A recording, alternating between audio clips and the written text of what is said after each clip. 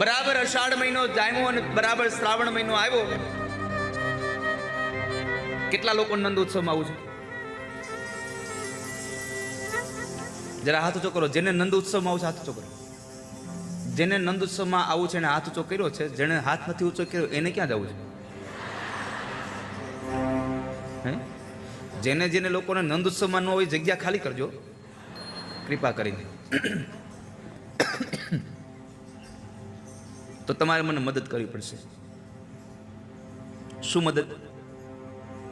હું અહીંયાથી શ્રાવણ મહિનાની તિથિ બોલું, તમારે લોકોને જોરથી આમ ફોર્સ સાથે બોલવાનું. ગઈ હું એમ કહું ને કે શ્રાવણ મહિનાની એકમ તમારે જોરથી બોલવાનું. પૂગવી જોઈએ બારોબાર. બરાબર? તૈયાર? બરાબર શ્રાવણ મહિનાની એકમ, બીજ, ત્રીજ, ચોથ, પાંચમ, છઠ, સાતમ, આઠમ, નોમ, દસમ.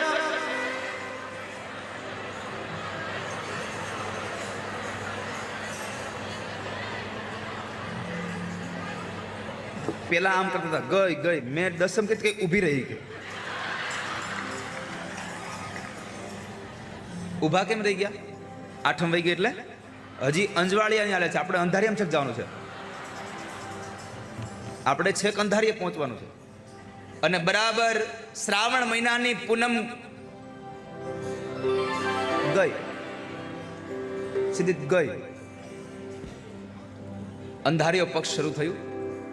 અંધારિયા પક્ષની એકમ, બીજ, ત્રીજ, ચોથ, પાંચમ, છઠ, સાતમ. ત્રણ છે, ત્રણ. ફરીથી પાંચમ, છઠ, સાતમ, આઠમ. ओ नटखट बंसी वाले गोकुल के राजा, मेरी अखियां तरस रही अब तो आजा. नटखट बंसी वाले गोकुल के राजा, मेरी अखियां तरस रही अब तो आजा. ये नटखट बंसी वाले गोकुल के राजा, मेरी अखियां तरस रही अब तो आजा. हो नट आजा, आजा, आजा कन्हैया, आजा. नटखट बंसी वाले गोकुल के राजा, मेरी अखियां तरस गई अब तो आजा. नटखट बंसी वाले गोकुल के राजा, मेरी अखियां तरस रही अब तो आजा. बड़ी देर भई नंदलाला, तेरी राह दिखे ब्रिजबाला. हो बड़ी देर भई नंदलाला, तेरी राह दिखे ब्रिजबाला. सब गोपियन मिलकर कहे, कहाँ है मुरली वाला. बड़ी देर भई नंदलाला, तेरी राह दिखे ब्रिजबाला. हो बड़ी देर भई नंदलाला, तेरी राह दिखे ब्रिजबाला. શ્રાવણ મહિનાની અંધારી આઠમ. સવારનો સૂર્ય ઉદય થયો. યમુના બે કાંઠે વહી રહ્યા છે. ધીમે ધીમે કરતા સૂર્ય અસ્તાચલ તરફ જાય. રાત્રિના પ્રહર શરૂ થયા અને એમાં મધ્યરાત્રિ આવે. રાત્રિના 12 વાગ્યાની પહેલા એક સમય, એક ક્ષણ માટે મથુરાના કારાવાસની અંદર એક તેજ પથરાયો અને ભગવાન ચતુર્ભુજ નારાયણ પ્રગટ થયા છે. બોલીએ ચતુર્ભુજ નારાયણ ભગવાન કી જય. ભગવાન ચતુર્ભુજનું પ્રાગટ્ય થયું. માત પિતાને માનસી દીક્ષા દેવા માટે ઠાકોરજી પધાર્યા છે. સા દેવકી સર્વ જગન નિવાસ, નિવાસ ભૂતા નિતરામ નરે જે. ભોજેન્દ્ર ગે શિખે વરુદ્ધા, સરસ્વતી જ્ઞાન ખલે યથા સતી. માત પિતાને માનસી દીક્ષા આપી અને ત્યાર પછી એટલું જ કહ્યું, બાબા માં, તમને કદાચ એમ લાગતું હોય કે કંસ મને મારી નાખશે તો તમે ચિંતા ન કરશો. એક નાના એવા ટોપલાની અંદર એક વસ્ત્રને બિછાવી અને એમાં મને પોઢાડી અને યમુનાના સામે કિનારે નંદ બાબાના ઘરે એમના પત્ની યશોદાજી છે, યશોદાજીની ગોદમાં મને પધરાવજો અને ત્યાં એક કન્યા છે, એક કન્યાને લઈ અને તમે આવી જાજો. કન્યાને લઈને તમે પાછા આવજો. આટલું કહી અને પરમાત્માએ પોતાનું ચતુર્ભુજ રૂપ અંતર ધ્યાન કરી અને ભગવાને પોતાનું દિવ્ય તેજ માતા દેવકીના ઉદરમાં પધરાવ્યું છે. અને પછી તમામ દેવતાઓ ભગવાનની સ્તુતિ કરે. મથુરાના કારાવાસની અંદર માં દેવકી અને પિતા વસુદેવ ભગવાનની સ્તુતિ કરે છે. હે પ્રભુ, હવે આપ જલ્દી પધારો, હવે આપ જલ્દી પધારો.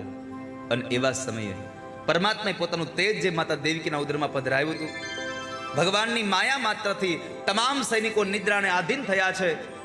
અને એવા સમયે શ્રાવણ મહિનાની અંધારી આઠમ રાત્રિના 12 વાગે જેમ એક લાકડામાંથી અગ્નિ પ્રગટે એમ માતા દેવકીના ઉદરમાંથી ભગવાન પૂર્ણ પુરુષોત્તમ બાલકૃષ્ણ પરમાત્માનું પ્રાગટ્ય થયું છે. બોલીએ બાલકૃષ્ણ ભગવાન કી જય. કૃષ્ણ કનૈયાલાલ કી જય. બાલકૃષ્ણ ભગવાન કી જય. ભગવાનનું પ્રાગટ્ય થયું અને એ પ્રભુના પ્રાગટ્યમાં માં દેવકી ઠાકોરજીને પોતાની ગોદમાં લઈ અને રમાડે છે. થોડીક વાર થઈ એટલે વસુદેવજી મહારાજે કહ્યું, દેવી લાવો, હમણાં સવાર થઈ જશે, મારે પાછું આવવાનું છે. એટલે દેવકીજીએ એક પાત્રની અંદર વસ્ત્ર બિછાવીને ઠાકોરજીને પધરાવ્યા. અને જેવા વસુદેવજી મહારાજે ટોપલો માથા ઉપર લીધો, હાથમાં બેડીઓ છે, પગમાં બેડીઓ છે, પણ જેવા બ્રહ્મ માથે આવ્યા બધા બંધનો તૂટી ગયા, કારાવાસના દરવાજાઓ ખોલી ગયા છે. બંધનો તૂટી ગયા. કેમ? બ્રહ્મ માથા ઉપર આવે એટલે બંધન ખુલી જાય અને માયા માથા ઉપર આવે એટલે બંધનો થઈ જતા હોય છે. જ્યારે વસુદેવજી મહારાજ ભગવાનના એ ટોપલાને લઈ અને એક ડગલું આગળ માંડે, દેવકી કીધું કે નાથ જરા સંભાળીને જાજો હો, નાથ સંભાળીને જાજો. શબ્દ સાંભળ્યા અને એ જ સમયે વસુદેવજી બોલ્યા છે કે દેવી ચિંતા કરો માં, તમારા નાથના માથા ઉપર જગતનો નાથ બિરાજે છે અત્યારે, તમે ચિંતા ન કરો, આપ ચિંતા ન કરશો. વસુદેવજી મહારાજ ઠાકોરજીને લઈને ગયા છે.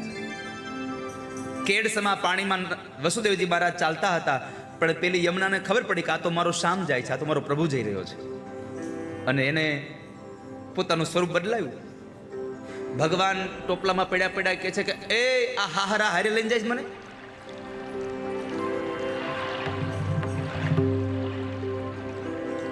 ત્યારે પરમાત્માએ પોતાનો જમણો પગ બહાર કાઢી અને યમુનાને સ્પર્શ કરાવ્યો અને યમુના શાંત બની વસુદેવજી મહારાજને માર્ગ આપી દીધો છે. નંદ બાબાના ઘરે જઈ માયાને ઉપાડી બ્રહ્મને પોઢાડીને આવી ગયા. માયાએ આવીને રડવાનું ચાલુ કર્યું એટલે કંસને સમાચાર મળ્યા, કંસ આવ્યો છે. માયાને જ્યારે હાથમાંથી જૂટવી લઈને મારવા જાય પણ માયા હાથમાં પકડાતી નથી, એ તો હાથમાંથી છટકી ગઈ અને અટ્ટહાસ્ય કરીને કહે છે કે હે મૂર્ખ કંસ, તું મને શું મારવાનો હતો? તારો કાળ જન્મી ચૂક્યો છે અને સુરક્ષિત જગ્યાએ પહોંચી પણ ગયો છે. આટલું કઈ માયા જતી રહી. સાથે સાથે કંસની નીંદર વહી ગઈ. પછી સારામાં સારા ડોક્ટરને બોલાવીને એક ઇન્જેક્શન અપાયું, સૂઈ ગયો. નંદ ઉત્સવમાં નડે નહીં, કે કંસ આવે ને નંદ ઉત્સવમાં તો મજા ન આવવા દે. અમુક અમુક ઘણા બધા કંસ હોય, ભગવાનની કથામાં આવીને પછી અહીંયા પડી ક્યું ખાતા હોય. આ બધા કંસ યાદ રાખજો. ભગવાનની કથાના ક્ષેત્રમાં જ્યારે આપણે કોઈ પણ પ્રકારની ગંદકી કરીએ ત્યારે સમજવાનું આપણે કંસના વંશજો છીએ. પ્રભુની કથામાં ક્યારેય કોઈ પણ જાતની ગંદકી ન કરશો. અરે પ્રભુની કથામાં નહીં, તમારી ગાડીમાં થોડીક અમથી ધૂળ હોય ને તો ખીચામાંથી રૂમાલ કાઢીને સાફ કરો છો. હવે 5-25 લાખની કે 1-2 કરોડની ગાડી તમને એટલી વાલી છે તો ઠાકોરજીએ હોના જેવો દેહ આપ્યો છે, આને શું કામ બગાડો છો વાલા ભક્તો? ભગવાન હૃદયમાં રહે છે. જ્યારે પણ તમને કઈ પાન માવો ખાવાની ઈચ્છા થાય ત્યારે એટલું યાદ રાખવું, મારો પ્રભુ જોઈ રહ્યો છે, મારો ઠાકોરજી જોવે છે. જ્યારે તમે તમારા વડીલોનું અપમાન કરવા જતા હોય ત્યારે એક વખત વિચાર કરવું, મારો ઠાકોરજી જોઈ રહ્યો છે. કારણ કે જેવું કરો એવું ભરો, એ ભાવના ભૂલશો નહીં. આજ તમે કોઈ બીજાનું અપમાન કરશો તો કાલ તમારું અપમાન થવાનું. સંશય નથી આ સંસારમાં.